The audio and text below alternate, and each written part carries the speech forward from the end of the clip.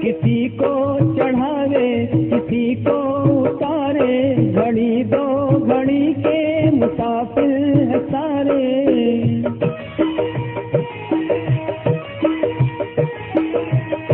यहीं पर जुदाई यहीं पर हमें, यहीं पर जुदाई यहीं पर हमें, समझ कर खिलौना इसे यूं नहीं, समझ कर खिलौना इसे यूं नहीं, चली जा रही है ये जीवन की रेल। सोचो, थोड़ा सा सोचो, अभी और आगे बढ़ना है, अभी बहुत आगे जाना है, बहुत आगे जाना है। जब आपको लगे हम बहुत आगे बढ़ गए हैं तो वो बताती है अभी कहाँ बढ़े, अभी तो शुरू भी नहीं हुए। तुम्हें लगा तुम 99 पे पहुंच गए तो वो लाके 0 पे कर देती है और कहती है अभी तो तुमने कदम भी नहीं बढ़ाया।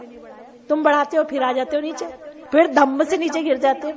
तुम्हारा थोड़ा सा विचार, दूध उबल रहा है, 25 किलो दूध है, बड़ा सा लोहे का कढ़ाया है, 25 किलो दूध है और ऐसे उबल रहा है। अभी आपको लगता है संतों को दूध पिलाना है, उसमें चीनी डालनी है, दूध पिलाना है, थोड़ा सा मेवा डालना है। ये दूध क्या है? आपकी श्रद्धा से भक्ति से उबलता हुआ दूध है। आप उसमें दिल से मीठे वचन बोल के शक्कर डाल रहे हो। संत क्या है? आपने सेवा करनी चाहिए, आपने दूध डाल के पिलाने का प्रयास किया है। अभी आप 99 पे पहुंच ही रहे हो कि आपने नींबू उठाया आपके और उसमें निचोड़ दिया। संत बैठे हैं कि अभी दूध मिल रहा है। संत सदगुरु, शुक्र है भगवान, तेरा शुक्र है कि कोई शिष्य तो बढ़ रहा है। परमात्मा तेरा शुक्र है कोई शिष्य तो बढ़ रहा है। वो इस आस में होते हैं मेरा शिष्य बढ़े, वो प्रार्थना करते हैं मेरा शिष्य बढ़े, वो प्रार्थना करते हैं कि हे प्रभु शुक्र है मेरे शिष्य बढ़ तो रहे। वो प्रयास करते रहते हैं, प्रयास करते रहते हैं बढ़ाने का। शिष्य प्रयास करते करते नींबू निचोड़ देता है। उसका एक विचार पूरे दूध को फाड़ के रख देता है। संत इंतजार करते रहते हैं, अभी आएगा दूध का गिलास, अभी हम पिएंगे, अभी मुझे सूचना मिलेगी कि तेरा शिष्य इतना बढ़ गया। शाबाश तुझे, शाबाश। सदगुरु शाबाशी का इंतजार करते हैं कि मुझे शाबाशी मिलेगी, अभी मुझे शाबाशी मिलेगी कि मेरा शिष्य यहां तक पहुंच गया। लेकिन उतने में ही उसका विचार बड़ा ग्रह कर देता है। फिर सदगुरु इंतजार करता है, फिर उसके लिए याचना करता है, बच्चे हैं जाने दो, बच्चे हैं छोड़ो प्रभु, फिर से सद्बुद्धि सद्ज्ञान दो, आगे बढ़े, आगे बढ़े। परीक्षा लेता है, एग्जाम लेता है, फिर एग्जाम लेने की कोशिश करता है, अपने समय को बर्बाद करता है, जागता रहता है, अपने समय को बर्बाद करता है। क्यों? एग्जाम लेता रहता है, शायद अब पास हो जाए, चलो छोटा सा एग्जाम ले लो, अब पास हो जाए, चलो छोटा सा इंटरव्यू ले लो, अब पास हो जाए। लेकिन बार बार बार बार बार बार इंटरव्यू लेते लेते थक जाता है। इतना मत थका दो अपने सदगुरु को कि सदगुरु कहे कि बस हो गया। इतना मत थका दो, कोशिश करो, अपने मन के विचारों पे गौर करो, हर एग्जाम में पास होने का प्रयास करो, प्रभु से प्रार्थना करो, हे मेरे मालिक मेरी परीक्षा जो भी हो आपकी कृपा से हम पास हों। ये सब उसकी परीक्षाएं हैं। बार बार इंटरव्यू लेते हैं, एक इंटरव्यू फेल, दूसरा फेल, तीसरा फेल, चौथा फेल, पांचवा फेल, कभी तो पास हो जाओ, इसलिए बारंबार लेते हैं। लेंगे ही लेंगे, क्यों नहीं लेंगे? क्योंकि उन्हें पास करना है और आपको पास होना है, इसलिए आपको एग्जाम में खरा उतरना है और उसके लिए तैयारी कड़ी करनी है कि जब मैदान में उतरे हैं तो पीछे नहीं हटना है। मैदान में उतरे हैं तो पास होना है, घबराना नहीं है, बिल्कुल नहीं घबराना है। जब आ ही गए हैं, लड़ पकड़ ही लिया है, तो पार उतरना है। बीच मझधार में नहीं रुकना है, मझधार से पार उतरना है।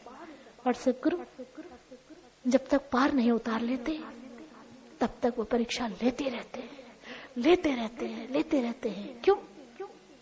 इसलिए लेते हैं कि तुम पास हो जाओ, तुम पार निकल जाओ। खींच लेते हैं वो, और जब तक वो पास नहीं कर देते उन्हें चैन नहीं आता। यही उनकी खासियत होती है कि उन्हें चैन नहीं आता। बोलो सच्चे दरबार की, माँ के प्यार की। मौत आनी है तभी आनी है। किसी बीमारी के भय से भयभीत होकर आप घबरा मत जाना। बड़ी से बड़ी बीमारी आपके सामने आ जाए, आप कभी भयभीत मत होना, क्योंकि आप ये सच मान लो कि आप कभी भी किसी बीमारी से, किसी एक्सीडेंट से नहीं मरोगे। अगर आपकी मौत बीमारी के बहाने से लिखी है, तो आपको कोई नहीं बचा सकता। ये मत सोचो कि कैंसर हो गया तो मर जाएंगे, नहीं। आपको नॉर्मल 100 डिग्री का बुखार हो गया तो भी आप मर सकते हो। कैंसर तो बहुत अलग सी बात है। जब मौत ने आना है तभी आना है, इसलिए आप निश्चिंत रहो। और मरने से घबराना क्या, एक दिन तो जाना ही है। अमर बूटी खाकर तो कोई भी नहीं आया। संसार एक मुसाफिर खाना है। यहाँ से हम सभी बच्चों को एक ना एक दिन अपना सफर पूरा करते हुए जाना है। जिसका जिसका सफर पूरा होता जाएगा वो चलता जाएगा। कोई भी अपना बोरी बिस्तरा उठाकर नहीं जा पाएगा। जिसने जितना संजोया है, मरते वक्त उसको उतनी ही तकलीफ होती है, या ये पीछे छूट गया।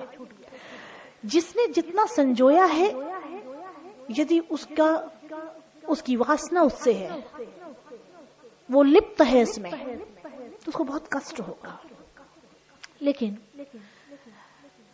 जिसके पास जितना भी है, यदि उसे ये लगता है ये प्रभु की कृपा से है, प्रभु के द्वारा है, और जहां प्रभु चाहे वहां खर्च करवाता रहे, उससे उसकी आसक्ति नहीं है, तो मरते समय उसे कष्ट नहीं होगा।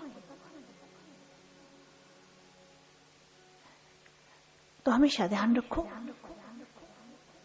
न जाने कौन सा पल मौत की अमानत हो, न जाने कौन सा पल।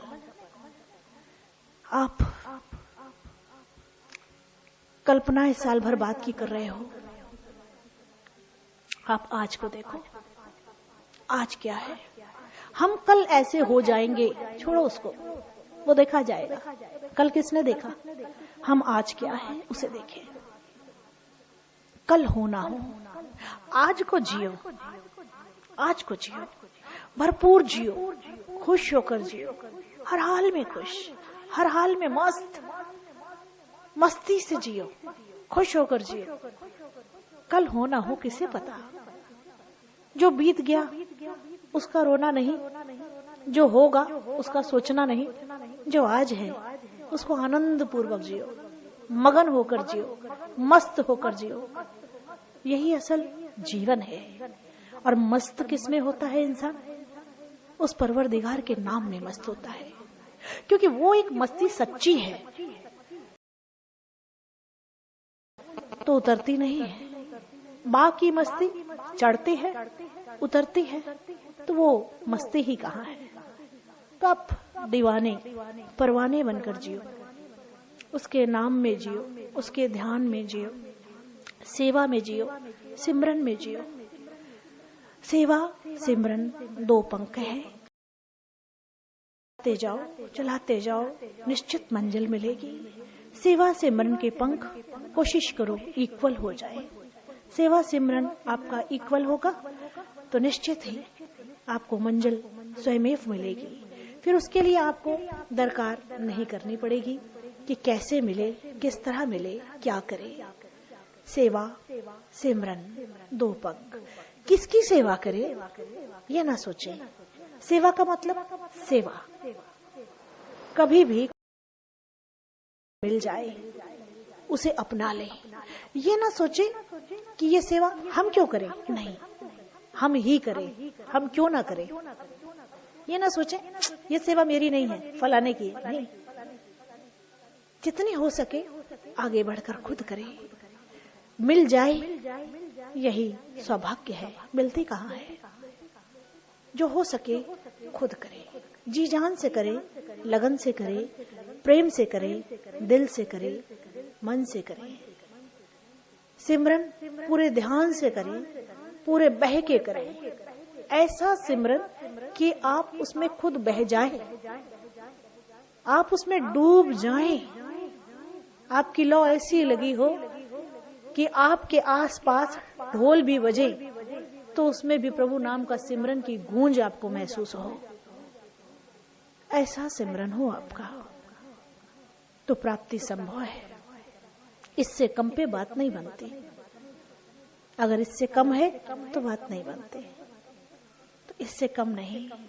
जितने पल बैठे, जितने क्षण बैठे, जितनी देर बैठे, डूब के बैठे, मस्त हो जाए। यही मस्ती आपकी मंजिल होगी। इस बात को हमेशा ध्यान रखें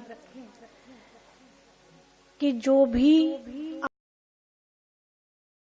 चलता है, जब वो बात भवानी तक पहुंच जाती है तो आप यदि चर्चा करते हो तो वो क्यों नहीं बता सकती।